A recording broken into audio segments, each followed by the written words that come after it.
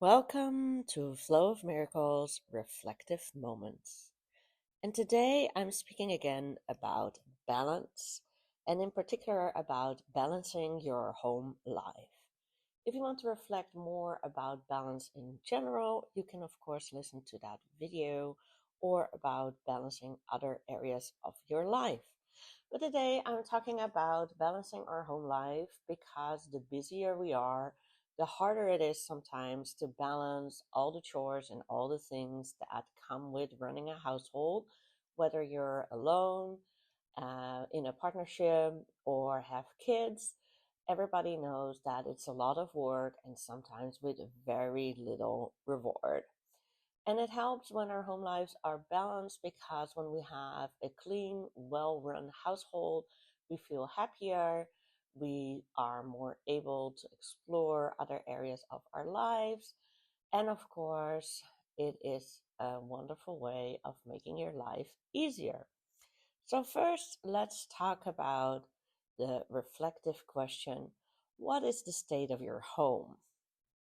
And especially if you have young children or you have a very busy physical labor job, you might not want to reflect on that.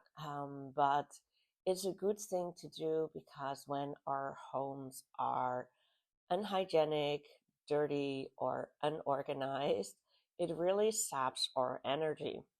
There's nothing nicer than getting into clean sheets, having clothes that are freshly washed and ironed, or just stepping into the kitchen and seeing how everything is clean and ready to use. So, even if you think the state of your home is really not that important, I do think you need to reconsider that.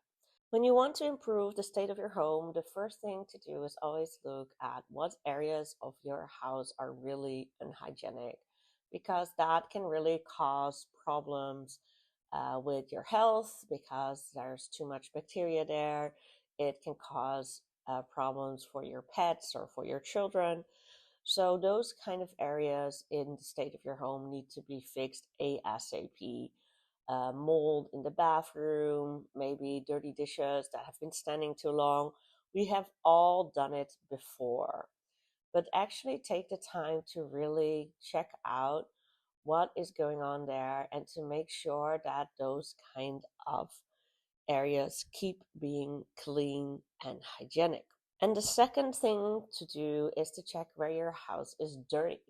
Dirty is bad, but not as bad as unhygienic. Dirty just means maybe there are some things that should be cleaned up. It's just a regular kind of cleaning that needs to be done, maybe a deep clean here or there. And when our house is sparkly clean, that's really nice, but it is not as vital as things that are unhygienic. And last but not least, tackling any unorganized areas in your house really means that when you reduce clutter, it becomes so much easier to keep areas clean, to keep areas hygienic. Before we know it, we have all these piles of old paperwork that we don't really need. We might have some clothes that no longer fit us. We might have some stuff in the pantry that are way, way past the use by date. So, unorganized can mean that you haven't had time yet to organize an area. It can mean that you maybe have a new responsibility in your life, like a pet or a child or a new hobby, and you don't have an organized space yet to put all the stuff that you will accumulate. So you really need to figure out a good storage solution so your home is nicely organized. So let's ask the next reflective question: how is your chore planning? And most of the time, when I ask people about that, they talk about their recurring tasks like doing the dishes, cleaning the toilets, in the bathroom.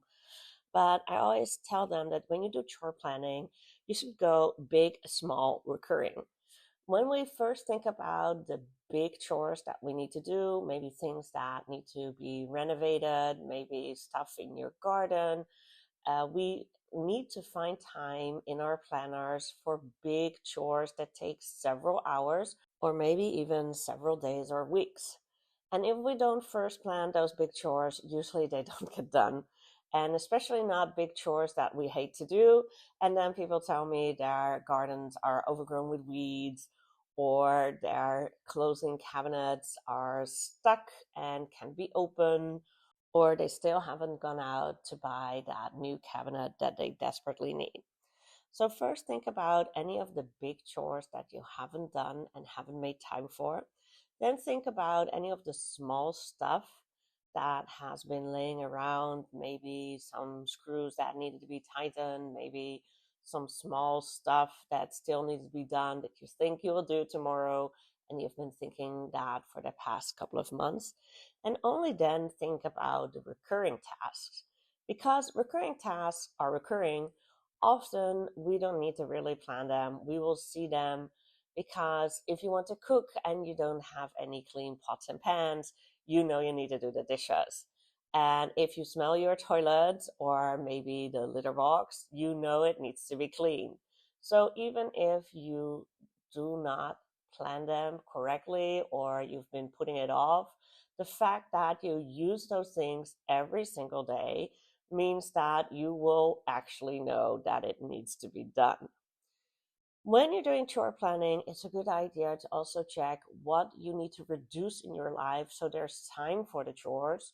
And it's a good idea to sometimes check some checklists of other people's households so that you can see if there's any chores you might have forgotten, especially if you are a new homeowner or if you have a new responsibility in your life. There might be tasks and chores that you're unaware of.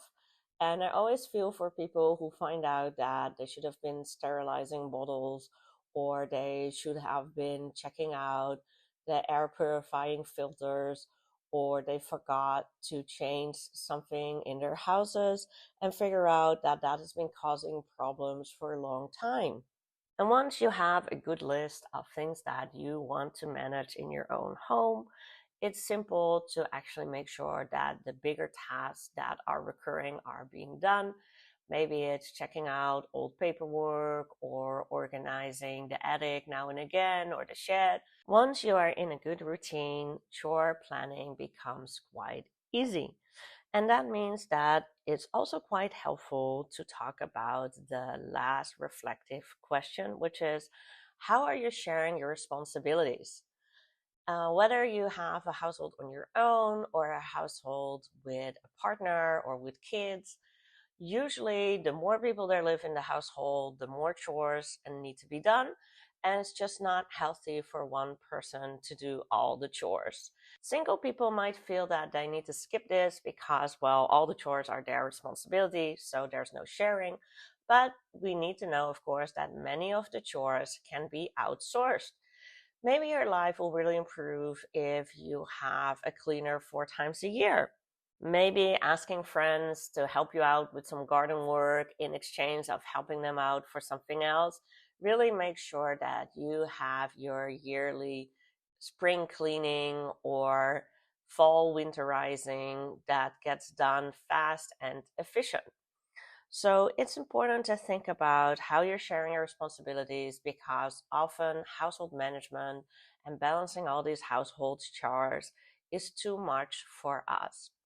And if you're working a lot or a very physical job, it's just so difficult sometimes. And once things have accumulated, it becomes harder and harder to become on top of things.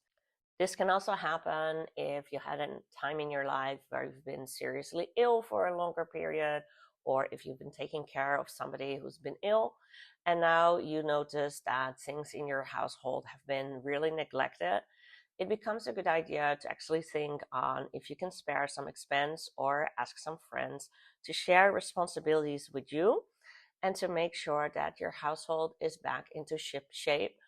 And we all know that once a deep clean has been done, once something has been organized, it becomes so much easier to keep on top of things.